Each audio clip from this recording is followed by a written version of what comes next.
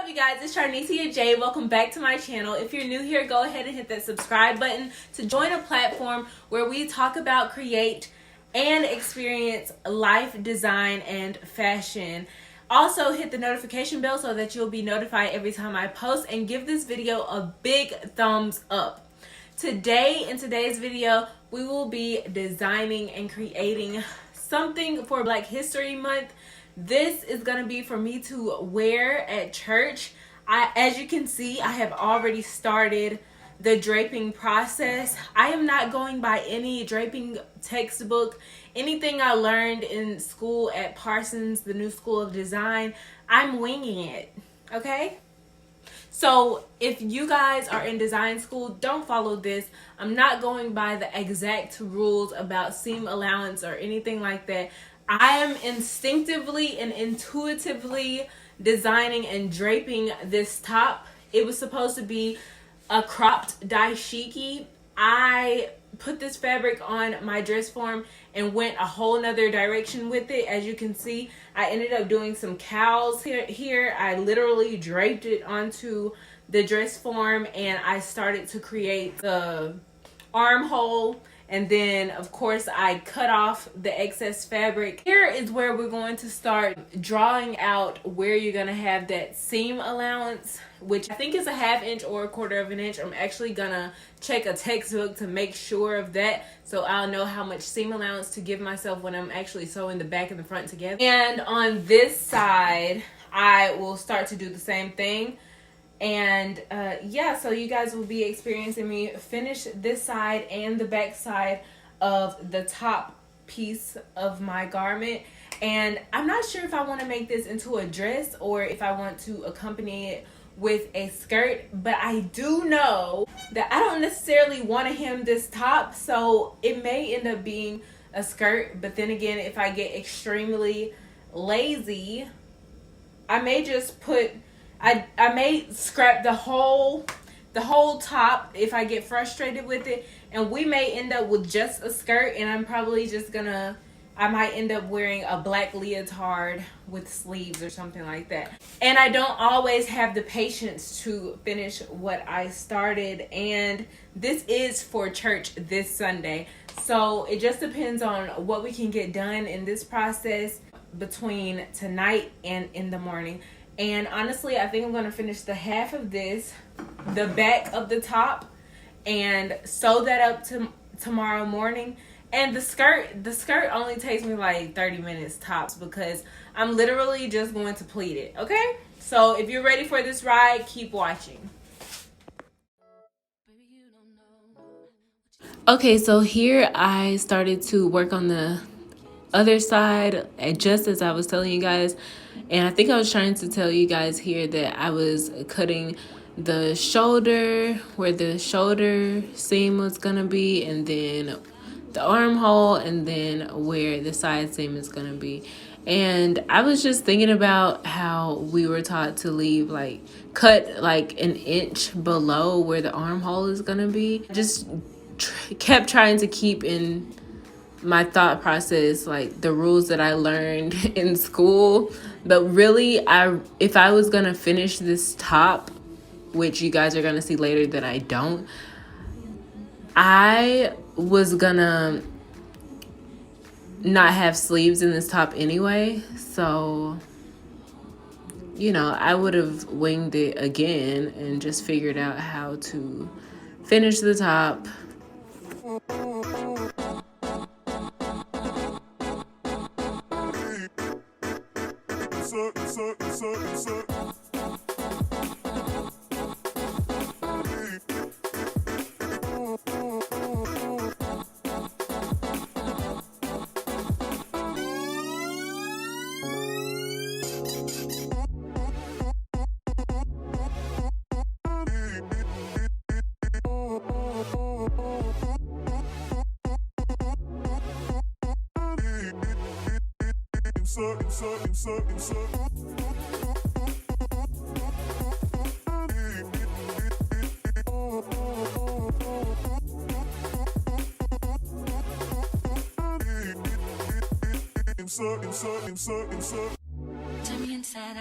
So what I'm doing here is I got my pins and wanted to secure the pleats that I was making at the shoulder line and marking the side seam. And if you're doing this along with me, don't forget that you need to add seam allowance. I think it's either 1/4 of an inch or 1/2 an inch. And really, honestly, when you're out of school, this kind of stuff kind of depends on you as the designer and what you want to do. Here I went ahead and started working on the skirt part, and like I said, I just did pleats. I wanted to do pleats for the skirt. This is the simplest way to make a skirt. You don't even need really a pattern, because I didn't make a pattern for any of this. I decided, you know what, forget the top. I'm wasting too much time. Let me start working on the skirt. And also, this was day 2 by this point. So, and also this fabric I had was some leftover fabric from making masks, and so that's why some of it may be uneven, but I just worked with it and kept pinning and just kept sizing it along the way to make sure that this side would work for the back part of the skirt or the front part. I really didn't designate which side was going to be which until I was able to say, okay, this is how I want to make the skirt. This is the pleats that I want. And then it was time to sew them together. But that's what you see me doing here. I'm placing it around me to see if that was enough pleats or if I needed to add pleats. You can always add pleats. And you can always take out pleats when you're just pinning them in place. But whenever you're wanting to make a pattern of this, or if you're wanting to mark them just for sewing record so that you can know where you need to be sewing, just make sure that you mark in the direction, make a marking to where you know which direction you were pinning the pleats or which direction you want the pleats to lay. Okay, so here I took the next piece of the fabric that I had measured to be 41 inches, just like the other one. That's how long it was, and that's how tall I needed it to be for my height. And I just started pleating this piece of fabric. And also keep in mind, I'm leaving space on each side because you want the side seams to have enough space so that you can have a side seam where you're gonna like sew everything together. And so I'm just putting the pleats in this, and then this is going to be the back side of the skirt.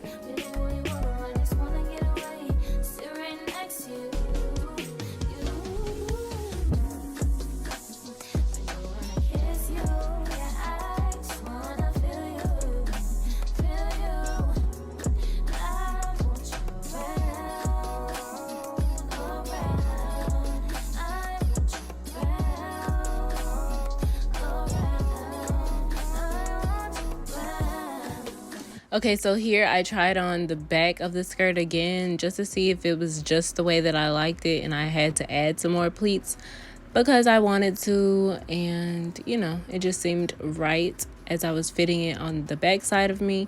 And after this, we're gonna prepare to go to the sewing machine and put one line of stitching to hold the pleats in place.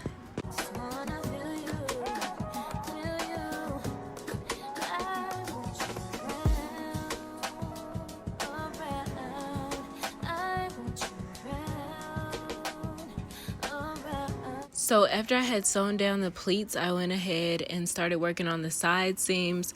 I started pinning them in place where I wanted them to be pinned so that I would be able to go back and measure and cut and see how much of the sides I would have to cut off, because as you see, the selvage is still on there. I had to go back and cut that off and then sew the side seams together. So that's me just pinning everything in place before I sew it down and measure and all that. All right, y'all, so I just got done sewing these two pieces together, the front and the back.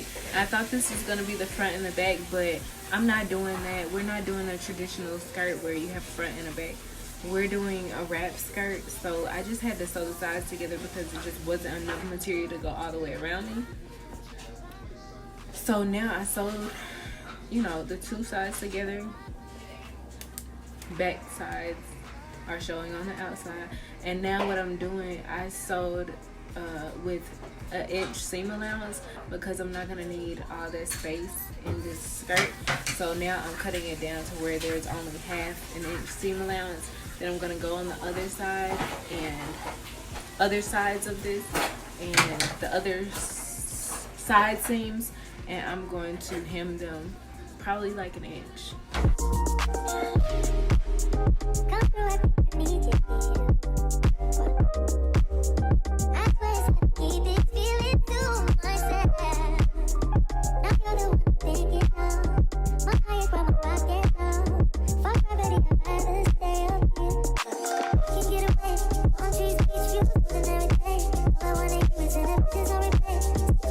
Okay, so here we're starting to work on the waistband.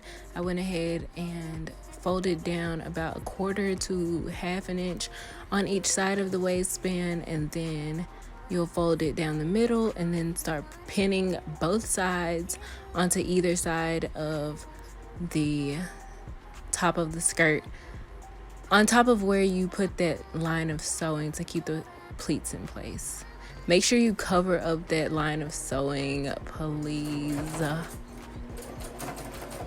And yeah, that's what I'm doing here, just sewing everything together. You just sandwich the skirt inside of the waistband, and usually I do like 3 to 4 inch waistband, and then because you have to have space to fold it down, so then it'll be about 1.5 inch tall on each side, because don't forget you're going to take that 1/4 or half an inch to fold down, you know, on either side of the waist of the skirt. Also, don't forget to put some interfacing, I think it's facing or interfacing, inside of the waistband so that it will have a crisp, clean, finished look, and it'll hold up and stay in place the way that it's supposed to. Here I am just trying it on just to see, make sure everything is good, and I think this is where I realize I need a hook and eye.